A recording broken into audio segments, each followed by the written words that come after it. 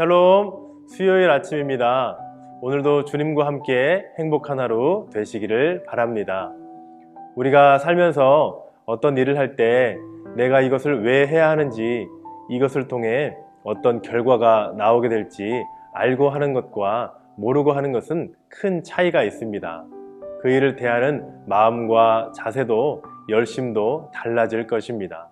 그래서 목적과 의도를 아는 것이 중요합니다. 오늘 본문을 통해서 애굽에 종살이 하던 이스라엘 백성들을 출애굽시키시고 훈련하시며 인도하시는 하나님의 의도와 목적을 알 수 있습니다. 이스라엘 백성들이 애굽에서 나온 지 3개월이 되는 때였습니다. 이들은 시내 광야에 이르러 산 앞에 장막을 쳤습니다. 시내산은 모세가 이스라엘 백성을 출애굽시키라는 위대한 사명을 받은 곳입니다. 모세는 이 광야에서 백성을 어떻게 인도해야 할지 막막하고 걱정도 많이 되었을 것입니다. 그래서 모세는 하나님을 만나러 올라갑니다. 이때 하나님께서 모세를 불러 말씀하시는데요. 3절, 4절 말씀을 보겠습니다. 너는 이같이 야곱의 집에 말하고 이스라엘 자손들에게 말하라. 내가 애굽 사람에게 어떻게 행하였음과 내가 어떻게 독수리 날개로 너희를 업어 내게로 인도하였음을 너희가 보았느니라. 하나님께서는 가장 먼저 그들에게 베풀어 주신 구원의 은혜를 기억하라고 말씀하십니다.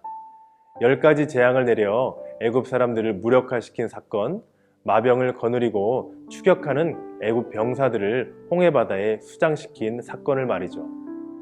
이는 애굽의 우상 숭배에 대한 심판이요 하나님의 택한 백성을 압제하고 착취한 것에 대한 심판이었습니다. 이렇게 이스라엘 백성들은 안전하게 출애굽할 수 있었습니다. 이 놀라운 하나님의 구원의 은혜는 이스라엘 백성들이 대대로 잊어서는 안 될 소중한 역사적 사실이었습니다. 그리고 지금까지 이스라엘 백성들을 어떻게 인도하셨는지 기억하라고 말씀하십니다. 하나님께서는 독수리 날개로 그들을 업어 인도하셨습니다. 이는 이스라엘에게 베푸신 하나님의 사랑이 어떠한지 잘 보여주고 있습니다. 신명기 32장을 보면 조금 더 구체적으로 나와 있는데요. 함께 보시겠습니다. 마치 독수리가 자기의 보금자리를 어지럽게 하며 자기의 새끼 위에 너풀거리며 그의 날개를 펴서 새끼를 받으며 그의 날개 위에 그것을 엎는 것 같이 여호와께서 홀로 그를 인도하셨고 그와 함께한 다른 신이 없었도다. 독수리는 자기 자식이 연약한 새가 되는 것을 원하지 않기에 강한 훈련을 시킵니다. 여기 보금자리를 어지럽게 한다는 것은 독수리가 새끼들을 훈련시키기 위해 둥지를 흔들어 새끼들을 떨어뜨리는 것을 말합니다. 땅에 떨어지기 직전에 어미 독수리는 넓은 날개로 받아냅니다. 이런 반복된 훈련을 통해 새끼는 강하고 튼튼하게 자라 진정한 독수리의 면모를 가지게 되는 것입니다. 새끼 독수리에게 강한 훈련을 시키는 것은 어미 독수리의 사랑입니다. 하나님은 이처럼 이스라엘 백성들을 인도하셨습니다. 이스라엘은 애굽의 생활에 젖어 출애굽하고자 하는 마음이 없었습니다. 그들은 노예일지라도 애굽에서 그렇게 살고자 했습니다. 그러나 하나님은 그들이 애굽에서 안일하게 사는 것을 원하지 않으셔서 이들의 보금자리를 어지럽게 하셨습니다. 이스라엘 백성들이 하나님 나라를 확장하는 사명자로 살기를 원하신 하나님은 광야로 끌어내서 강한 훈련을 시키신 것입니다. 하나님은 사랑하는 자를 훈련하십니다. 하나님께 쓰임받은 사람들은 모두 이 훈련을 통과한 사람들입니다. 우리 모두가 하나님의 훈련을 잘 받아서 세계를 품고 섬기는 독수리와 같은 힘있는 삶이 되시기를 바랍니다. 하나님은 이제 이스라엘 백성에게 두신 크신 뜻을 말씀하십니다.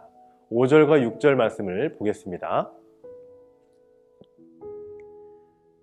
세계가 다 내게 속하였나니 너희가 내 말을 잘 듣고 내 언약을 지키면 너희는 모든 민족 중에서 내 소유가 되겠고 너희가 내게 대하여 제사장 나라가 되며 거룩한 백성이 되리라.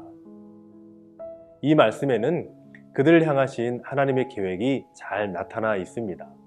억압과 착취를 당했던 이스라엘 백성들을 하나님의 소유, 하나님의 친백성으로 삼고자 하셨습니다. 그리고 그들에게 참 자유와 생명을 주고자 하신 것입니다. 그리고 제사장 나라로 삼고자 하십니다. 제사장이 하는 일은 하나님을 알지 못하는 백성들에게 하나님을 가르치는 것이요, 백성들의 죄와 허물을 하나님 앞에 들고 나아가 죄사함을 받도록 중보기도를 하는 것입니다. 제사장은 죽어가는 영혼들을 건지고 구원받게 하는 막중한 임무를 가지고 있습니다. 하나님은 이스라엘 백성들이 이런 제사장 직분을 감당하기를 원하시고 세계 모든 민족의 생명을 살리고 건지는 제사장 나라로 삼고자 하셨습니다. 이처럼 하나님께서는 이스라엘 백성들을 향한 큰 뜻과 계획이 있으셨습니다. 하나님께서는 오늘 우리도 그러한 인생을 살기를 원하십니다. 우리를 통하여 죽어가는 영혼들을 주님께로 인도하고 구원하고자 하십니다. 하나님은 우리 각자를 이 시대를 구원할 위대한 주역들로 삼기를 원하십니다. 오늘날 우리에게도 이와 같은 큰 사명을 주셨습니다. 하나님은 우리를 세상 사람들에게 하나님을 알리고 복음을 전하여 죄사함의 은혜를 받도록 도와주고 그들을 위해 중보기도하는 사명자로 삼으셨습니다. 이런 제사장 나라의 직분을 감당하기 위해서는 나 자신이 거룩해야 합니다. 금그릇, 은그릇이라 할지라도 깨끗하지 않으면 주인이 쓸 수 없듯이 아무리 능력이 뛰어나도 죄로 가득 차 있으면 하나님은 쓰실 수 없습니다. 우리가 내면의 그릇을 깨끗하게 하여 하나님 앞에 거룩함을 회복하고 이 시대의 제사장 직분을 잘 감당할 수 있기를 기도합니다. 우리를 이 시대에 부르신 하나님의 크신 뜻을 깨닫고 우리 모두가 제사장 같은 사명을 감당하는 꿈의 교회 성도님들 되시기를 축복합니다. 기도하겠습니다.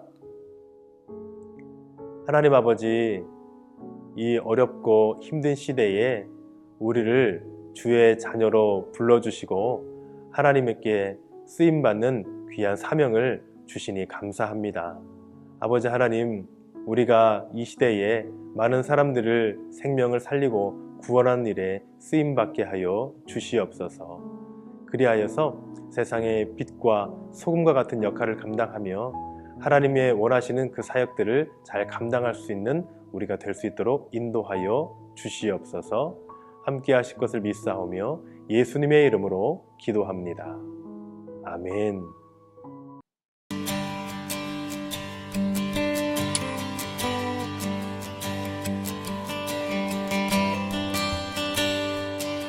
세상 모든 민족이 구원을 얻기까지 쉬지 않으시는 하나님,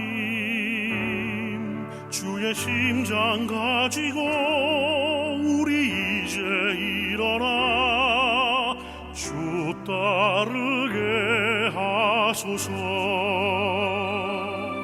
세상 모든 육체가 주의 영광 보도록 우릴 부르시는 하나님, 주의 손과 발 되어 세상을 치유하며 주 섬기게 하소서. 우리 바다 덮음같이 여호와의 영광을 인정하는 것이 온 세상 가득하리라. 물이 바다 덮음같이, 물이 바다 덮음같이, 물이 바다 덮음같이 세상 모든 민족이 구원을 얻기까지 쉬지 않으시는 하나님, 주의 심장 가지고 우리 이제 일어나 주 따르